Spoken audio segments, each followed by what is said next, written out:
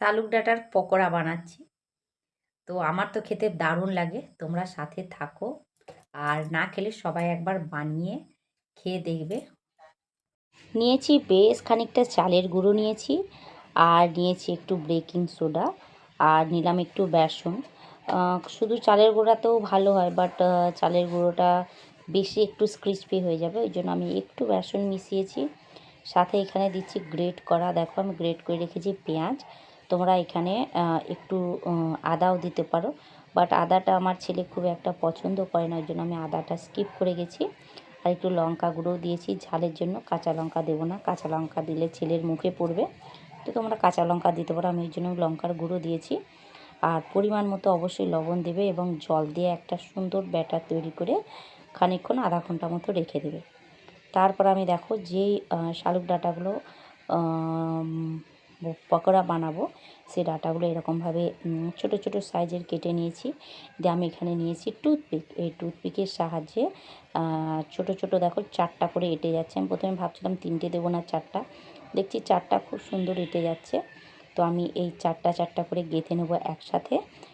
নিয়ে তারপরে আমি এটা কিন্তু ওই যে ব্যাটারটা দেখিয়েছি তোমাদেরকে, ওই ব্যাটারটা আমি মধ্যে চুবিয়ে কিন্তু তেলে ভেজে নেবো। দেখো আমার পুরো রেডি। দেখো ব্যাটারটা আমি আধা ঘন্টা রেস্টে রেখে দিয়েছিলাম। তারপরে আমি এখানে 4টা করে বড়া ভাজবো। অবশ্যই তোমরা তোমাদের প্রয়োজন মতো তেল নিতে পারো। আমি আবার বড়া ঠড়ায় আমার কিন্তু একদমই রিফাইন তেল ভালো লাগে না, আমি কিন্তু বরাবরই সরিষার তেলেই কিন্তু ভাজাভাজি করি। তো আমি সরিষার তেল গরম বসিয়ে দিয়েছি। এরপর দেখো একটা করে আমি ছেড়ে দিয়েছি কড়াতে। টোটাল 4টা দিয়েছি একবারে। তোমরা যদি চাও একবারে আরেকটু বেশি তেল দিয়ে ভালো করে ভেজে নিতে পারো। অবশ্যই একটু ধিমি আঁচে ভালো করে ভাজবে, কেন যেহেতু শাপলাগুলো আমি সেদ্ধ করা নিই, ওই জন্য আমি কি করেছি একটু ধিমি আঁচে 2 পিঠ ভালো করে ভেজে নিচ্ছি, নাহলে কিন্তু ভেতরটা কাঁচা থেকে যাবে। আর বন্ধুরা একবার বলবো, জাস্ট একবার এরমভাবে বানিয়ে খেয়ে দেখবে, মানে অসাধারণ, এর স্বাদ কেউ ভুলতে পারবে না। আমার তো বাড়ির সবাই ভালোবাসে, বিশেষ করে আমার ছেলে, পুচকু ছেলেটাও খেয়ে নেয়, ওর আবার এইসব বড়া ঠড়া খুব প্রিয়। তো আমার এই ভিডিওটা তোমাদের কেমন লাগলো বন্ধুরা অবশ্যই জানিও। আর এরকমভাবে অবশ্যই কিন্তু একবার খেয়ে দেখে দেখবে, আর আমাকে জানাবে তোমরা সবাই কেমন হয়েছে।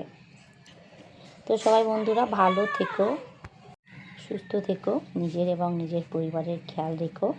তো আমার ভিডিওটা কেমন লাগলো জানাতে কেউ ভুলবে না। দেখো আমার গরম গরম বড়া একদম রেডি, পকোড়া বড়া যাই বলতে পারো। এরপর আমি খেয়ে নিই।